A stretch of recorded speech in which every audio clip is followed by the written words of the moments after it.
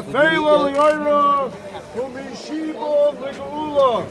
Hashto ba'adola u'vizman kariv through Amen.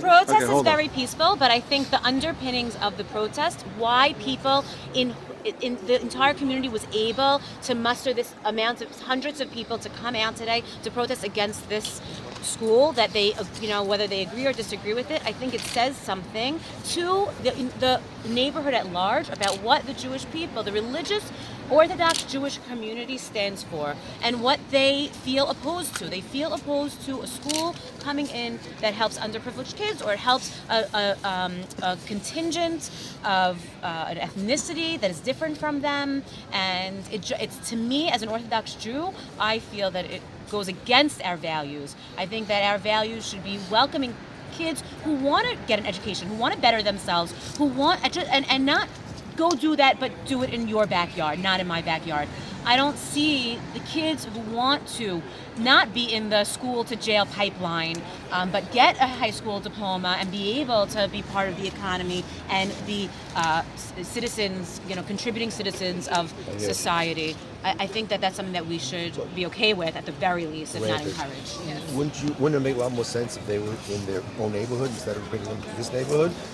It just makes. I'm not against the idea. Addresses? Like, do you know where they're coming from? They're coming from Bed-Stuy. Well, every single student is coming from Bed-Stuy. I'm sure that's not true. Basically, I went on the website today and I looked at it and I saw it. Basically, they're all coming from Bed-Stuy. Actually, at the meeting, he said the majority would be coming from Bed-Stuy. The previous location. I work in a yeshiva. Yeah. I see lots of Jewish kids in the yeshiva system who don't work in the yeshiva system, who have IEPs, who need special education. We have special schools for those kids. So why are these kids not deserving of They are. Okay, They are. just So not why- in your neighborhood. So this is not in my neighborhood, not in my backyard. But they've also issue. been lying to us about what the school really is. And this is coming directly from the person who runs the school. It's on their website. A story that he did with CBS News, where one of the students actually got into a fight. He's been suspended 3 times, and when he was being admitted back into the school, he was with his grandmother and the guidance counselor. And the guidance From counselor, this particular school? yes, From the Charterville? guidance counselor and the grandmother said, if you were in a normal school, you'd be arrested right now. Coming right from CBS News with the person who's running the school.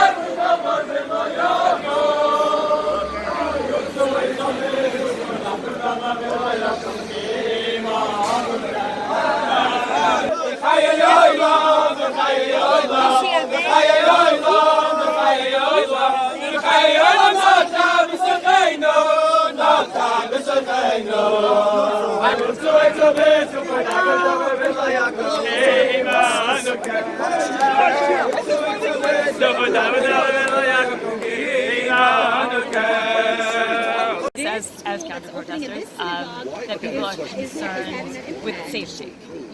I'm not pro the school. I'm not sure okay with the school, why. I think they've heard a lot of stories that Urban Dove was kicked out of other places. I don't know if we know why.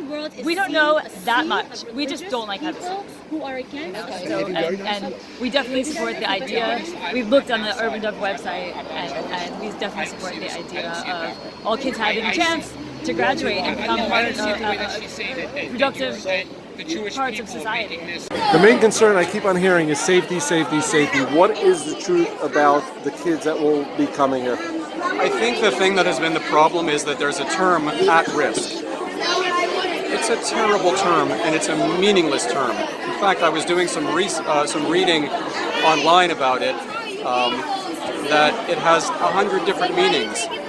So in this context of Urban Dove, at risk means these children are at risk of failing high school. That's what it means. At one place in the article, it even on the website of Urban Dove, it even says they're highly at risk of failing high school. I don't know what the difference is between highly and at risk, but it's neither here nor there. So what it does not mean is at risk of committing crimes, at risk of bringing drugs into the neighborhood, at risk of doing anything negative, any more than any other high school student, whether a yeshiva student or whether a secular student in New York. As far as that goes, it is a level playing field. So safety concerns, I mean, there has been an elementary school on that block for since the 50s or early 60s, I don't know how long, but for a long time. And elementary school is different than high school. The kids are bigger. It's also been a Jewish school all those years. Here it's going to be a predominantly minority school. People get scared, people get concerned,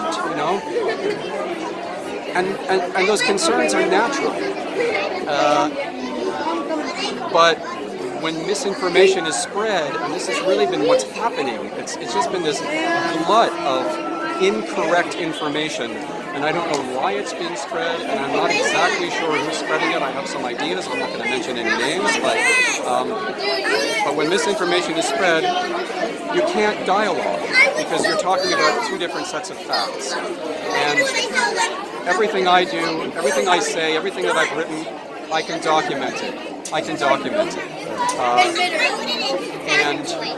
And I don't think that's true for some of the other information that we've been seeing. Have there been any problems in the 8 years that this charter school has been in Bed-Stuy? We went to Bed-Stuy. A couple of people from our committee went and observed the school. They said it was just delightful. They went in, the kids were charming. They didn't even know who they were. It was a surprise visit. They greeted them. Who are you? They spoke to the precinct in Bed-Stuy that has the school in its precinct. There have been no problems. So there doesn't appear to be any material reason for concern, again, any more than there would be in any other high school. The difference is that Midwood, Merle, and Madison have between them nearly 12,000 students, and here we're talking about 250 kids. It's tiny. Is that all it's going to be in general, or it's going to grow, or are they going to keep it at that's it. 250? Their maximum capacity is 300. I think they enroll 300, and then when the dust settles, they have about 240, 250 kids who show up. So on it's any not given like day. in a year from now it would be 1,000 kids and then That 1,200. building can't capacity. Oh, okay. So it's going to stay up to 300. That's what it's been. That's what it will be. Okay. Now, as for the yeshivas, did yeshivas offer anything close to what was offered, that charter? You would have to talk to the president for details, because I don't know anything about the business dealings, but my understanding is that there was one yeshiva that came in with a significantly lower offer that we were considering taking, but they wouldn't put money down. Now, the fact sheets say that they were willing to put money down. As to the veracity of that, you'll have to apply to the president or somebody else who knows the business end.